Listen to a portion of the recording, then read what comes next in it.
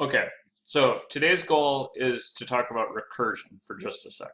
So when we talk about recursion, what we mean is a function that kind of references itself, right? So it calls itself. So the classic example for this is the Fibonacci sequence, which goes, oops, I'm not typing in that window, which goes 0, 1, 1, 2, 3, oh gosh, typing is hard, 5, 8, and then you may have picked up on my sequencing here, 13. So each number is made by simply adding the previous two numbers together, right? So the way that I'm gonna code this is I'm gonna make a function, and my function's going to try to return the nth Fibonacci number. So I'm going to define a function, and I'm going to call my function Fibonacci. And in keeping with the Flake 8 style guide, or with the, sorry, Pep 8 style guide, I should call it Fibonacci lowercase. And my Fibonacci function is going to take a number n. And there's a bunch of different ways to code this. You'll see a ton of them. I'm going to define starting with 0 here. Some tutorials do, some tutorials don't. Some mathematicians say the Fibonacci sequence starts at 0. Some say it starts at 1. It doesn't really frigging matter. It's all shifted over by 1 if it does. Since we're playing computer scientist, I'm going to say that it starts at 0 because that seems more computer sciencey. But that's a completely arbitrary choice. As a mathematician, I probably would say it starts at 1, but whatever. So the way I'm going to do this is I'm going to say if n is exactly 0, then what should we do? So the 0th number, right, in the Fibonacci sequence, I'm going to say is 0. So I'm going to say value is 0. And really, I guess I could, I probably want to just return that. Yeah. Let's just return that. Might slim our code down a little bit.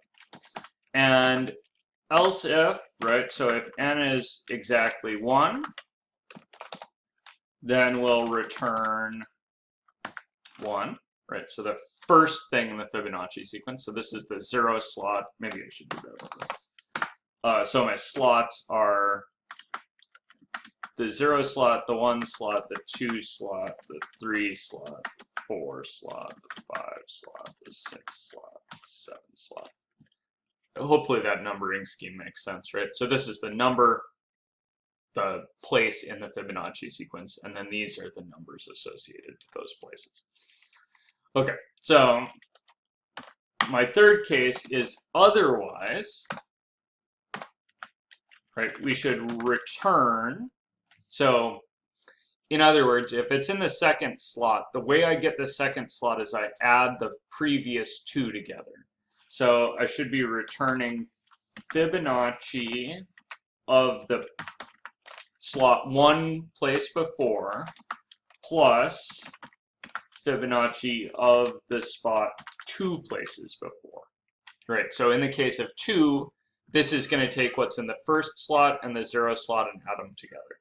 In the case of 3, it's going to take what's in the second slot and the first slot, add them together. Right. Okay, so let's test this. So I threw Fibonacci of 7 in here. What do I expect this to do? I think if I run this, I expect it to do exactly nothing. Like, I mean, it's going to do some stuff, but it's not going to output anything. So let me hit run. Okay. Uh-oh. 1. I screwed up writing. What's the issue? Let me look. Syntax error, invalid syntax. Else? Oh. Colon, right? Okay. Cool. Let's see, what else? I got an indentation level error. That's probably caused by the fact that the colon was missing. This expected 2 blank lines. Oh, whoops. That's fair. What are you doing? Okay, so now I got my 2 blank lines. No new line at the end of the file. All right, good. Okay, so some of those were linting. Some of them are actual syntax errors. If you look here, you see that I have no output here. And that is fundamentally because I didn't ask it to output anything, right? So let me print this out.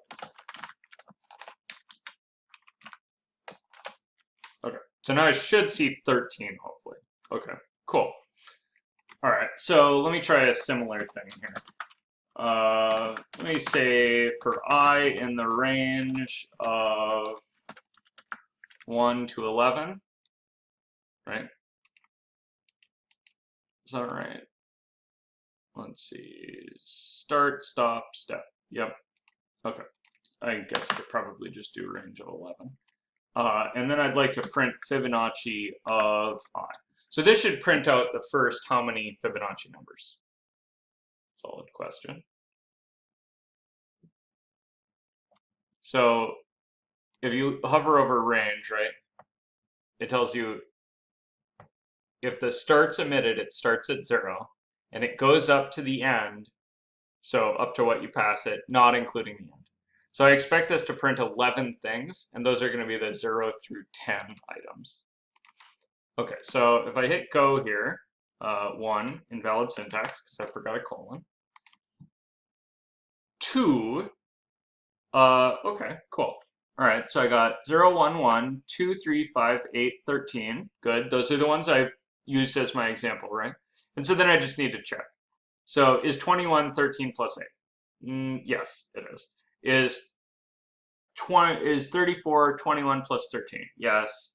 Is 21 plus 34 55? Indeed it is. Okay, cool. Good. So what if I want the first 100? And remember, this is starting at 0, so this is going to actually give me 100.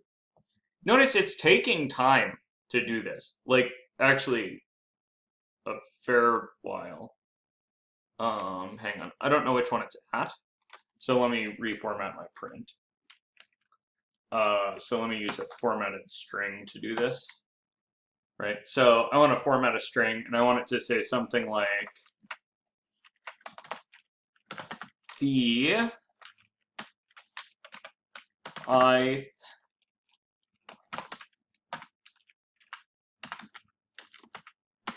and I spelled Fibonacci wrong. So the ith Fibonacci number is some colon, or some rather braces to get my formatting going. All right, so now, oh, it's doing a lot worse than I thought it was, right?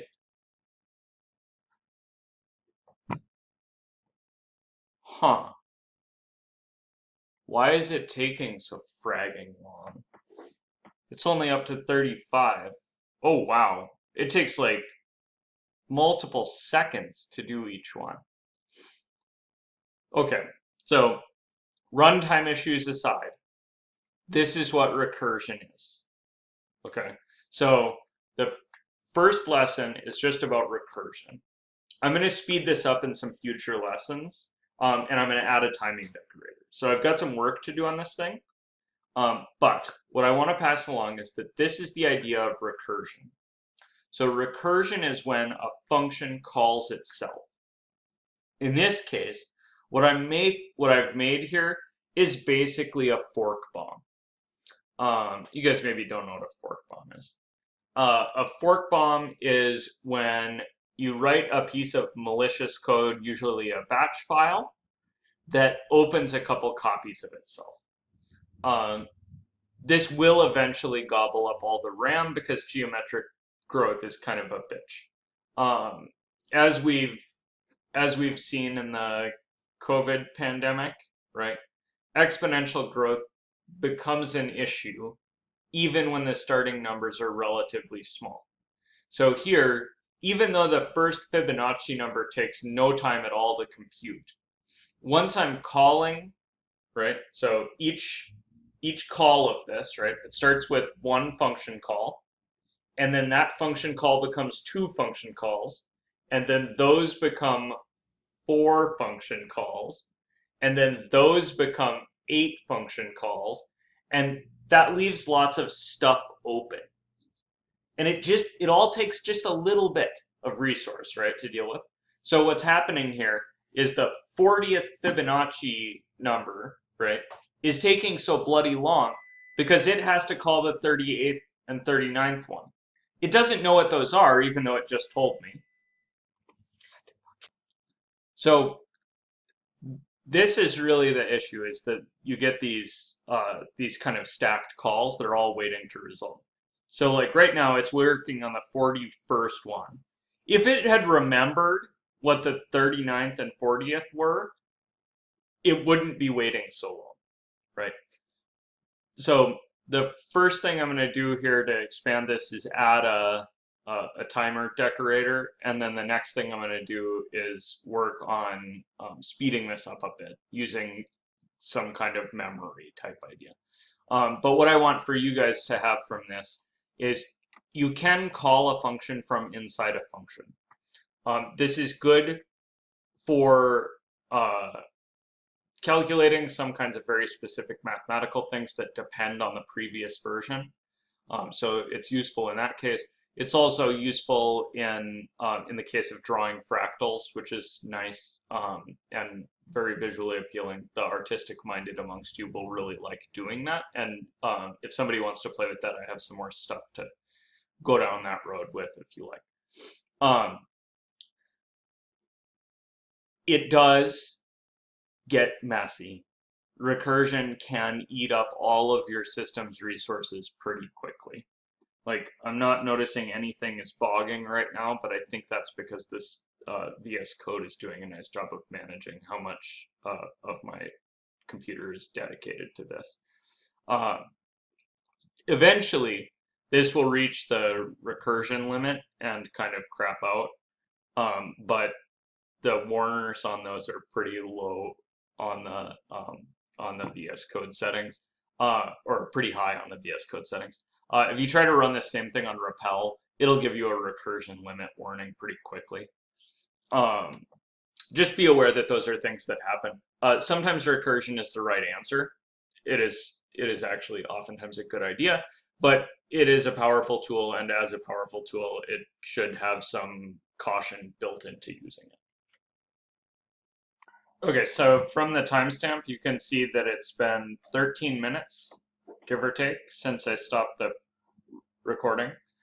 You'll notice that I've gotten like 2 new numbers, which is, yeah, bad performance-wise. But I realized I kind of forgot to comment my code. So I should put some comments in here. So this first thing is just a reminder of the Fibonacci sequence, right? So these are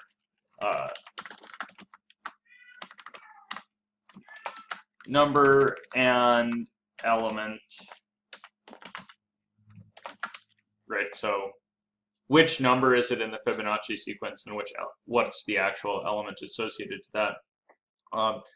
My function here has my kind of two special cases.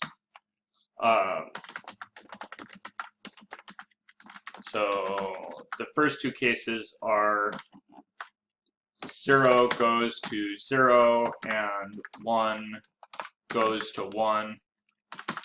Otherwise, an element is the sum of the previous 2. And I guess I could put this in docstring notation. That's probably a good idea. Oops, docstring is, whoa, that got real jacked. 1, 2, 3 of these, and then 1, 2, 3 of these. And so now when